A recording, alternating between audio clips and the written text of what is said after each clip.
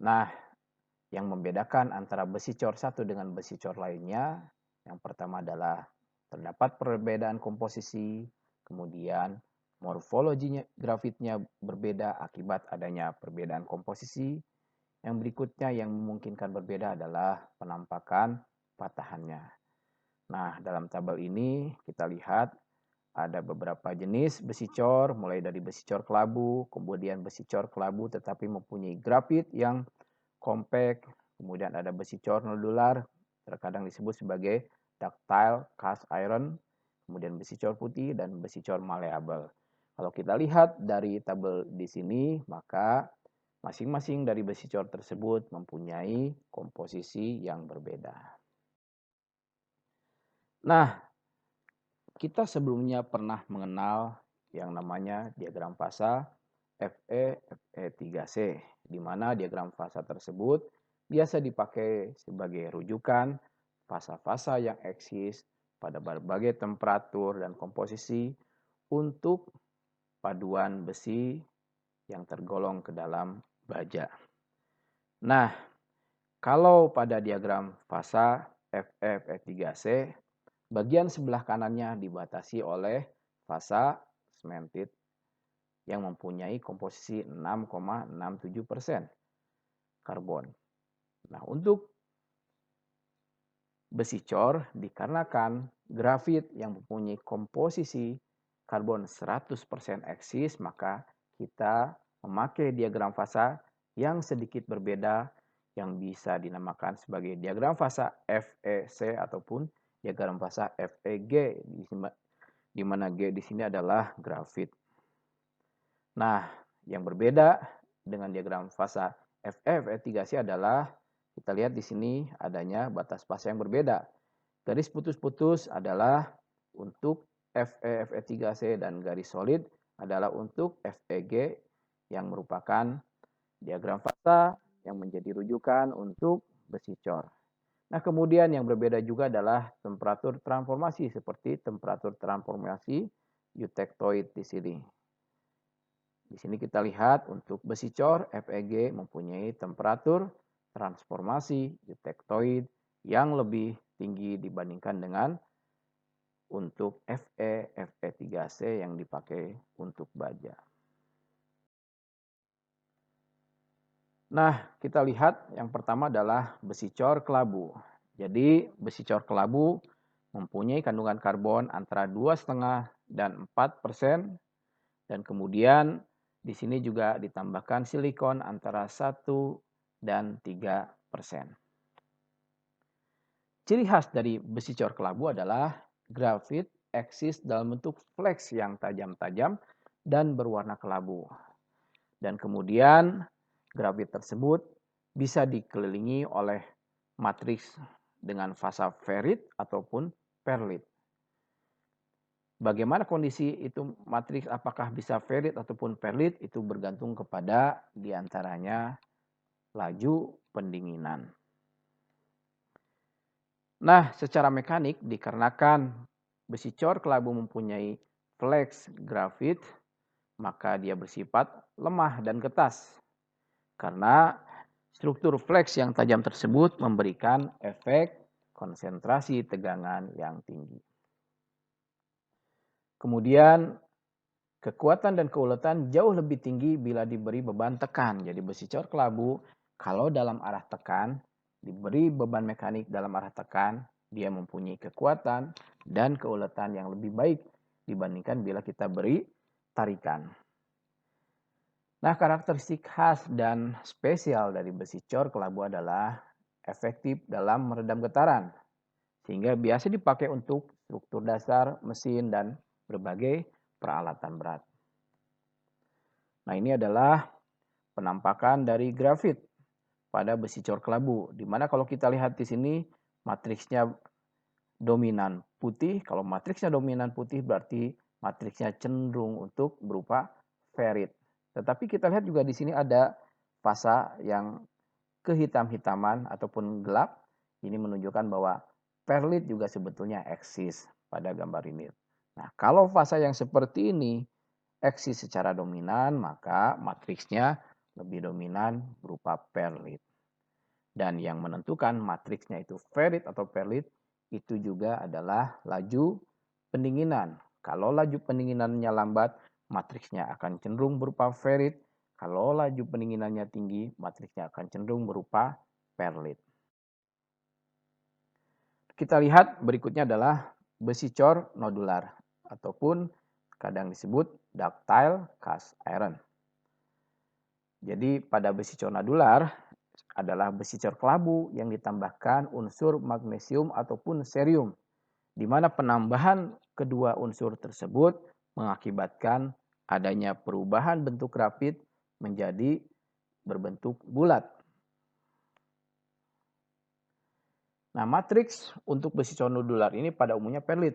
Tetapi kalau dilakukan perlakuan panas ataupun heat treatment selama beberapa jam pada temperatur di atas 700 Celcius akan dihasilkan matriks ferrit. Nah, dikarenakan grafitnya yang bulat, maka besi cor kelabu mempunyai keuletan dan kekuatan yang lebih baik dan mempunyai sifat mekanik yang mendekati baja. Tipikal aplikasi untuk besi cor nodular ini adalah untuk katup, badan popa, poros engkol, kemudian roda gigi. Nah, ini kita lihat ini adalah grafit yang berbentuk nodular pada besi cor nodular. Dan kalau kita lihat ini matriksnya cenderung putih semuanya, sehingga bisa kita prediksi bahwa matriksnya berfasa ferrit.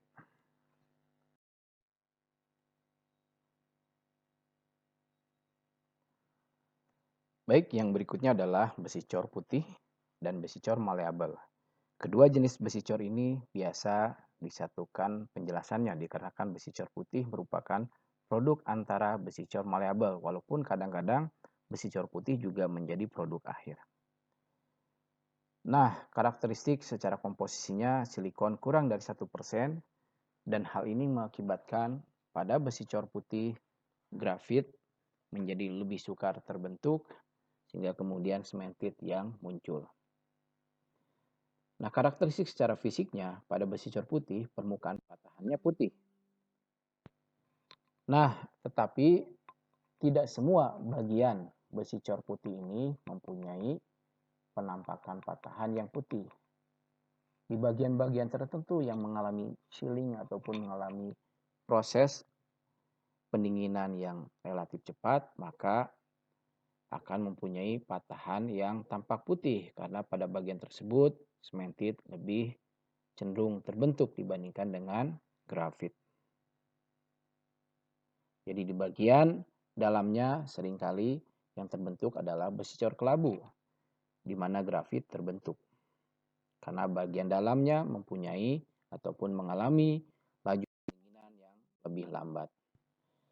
Nah, karena jumlah cementednya banyak, besi cor putih ini menjadi sangat keras tapi sangat getas sehingga tidak bisa diproses dengan proses pemesinan. Akibatnya, sukar untuk kita, sangat sulit untuk kita membuat suatu produk dengan kondisi yang seperti ini. Nah, akibatnya aplikasi dari besi cor putih ini terbatas sehingga seringkali menjadi produk antara besi cor maleabel. Jadi untuk aplikasi yang hanya memerlukan kekerasan dan ketahanan aus yang baik saja, itu aplikasi dari besi cor putih. Sebagai contoh adalah untuk roller pada alat rolling. Karena untuk roller kita biasanya tidak mementingkan aspek lainnya seperti keuletan. Karena kalau misalnya roller telah berubah bentuk, maka roller tersebut pastinya tidak bisa dipakai lagi. Karena kalau dipakai untuk mengerol, maka produk hasil rollernya akan irregular. Jadi seperti sudah disampaikan, umumnya digunakan sebagai produk antara, yaitu produk dari besi cor maleabel. Nah, ini adalah penampakan dari besi cor putih. Kita lihat bagian yang putih di sini adalah cemented yang terbentuk. Kemudian kalau kita lihat di sini, matriksnya cenderung berupa perlit ya, dikarenakan laju pendinginan yang relatif tinggi. Nah, besi cor maleabel penjelasannya. Nah, pemanasan besi cor putih antara 800 dan 900 derajat Celcius untuk waktu yang relatif lama dalam atmosfer yang netral menyebabkan dekomposisi sementit membentuk grafit.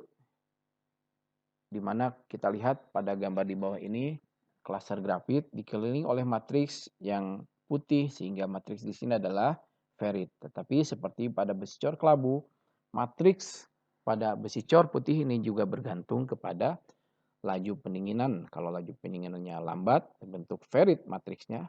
Kalau laju pendinginannya tinggi, terbentuk perlit. Nah, sifat mekanik dan struktur mikro mirip besi cor nodular dikarenakan grafitnya tersebut. Nah, aplikasinya berbagai komponen teknik terbuat dari besi cor maleabel. Nah, ini adalah tabel yang menunjukkan sifat mekanik, kemudian struktur, fasa, dan tipikal aplikasi dari berbagai jenis besi cor. Bagian atas di sini adalah untuk besi cor kelabu, bagian tengahnya adalah besi cor nodular, dan bagian bawahnya adalah besi cor maleabel.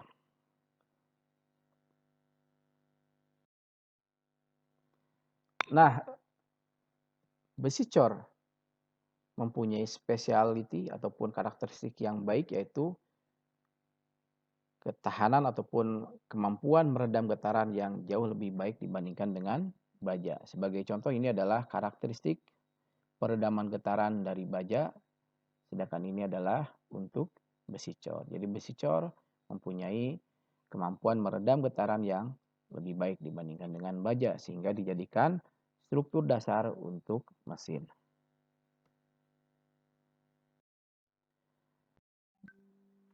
Nah, yang berikutnya di sini adalah kesimpulan dari apa yang sudah kita bahas terkait kepada besi cor. Jadi besi cor, klasifikasinya dan kemudian jenisnya, baik jenis dari matriksnya maupun jenis dari grafitnya ditentukan oleh komposisi dan laju pendinginan. Kita lihat sebagai contoh di sini besi cor dengan komposisi seperti besi cor kelabu, kita lakukan pendinginan yang cepat, maka matriksnya adalah perlit, kemudian terbentuk cementit di sini. Kemudian pendinginannya moderat, dihasilkan matriks perlit, kemudian grafit dihasilkan. Kalau pendinginannya lambat, dihasilkan matriks ferrit dan juga grafit. Ini adalah untuk kasus besi cor kelabu. Nah, kemudian kalau kita lihat, kalau ketika besi cor putih kita panaskan pada temperatur 700 derajat Celcius selama 30 jam, maka kemudian ketika kita dinginkan dengan kondisi pendinginan yang berbeda, bisa dihasilkan besi cor maleabel dengan matriks yang berbeda. Pendinginan cepat dihasilkan besi cor maleabel dengan matriks perlit. Pendinginan lambat dihasilkan besi cor maleabel dengan matriks ferrit.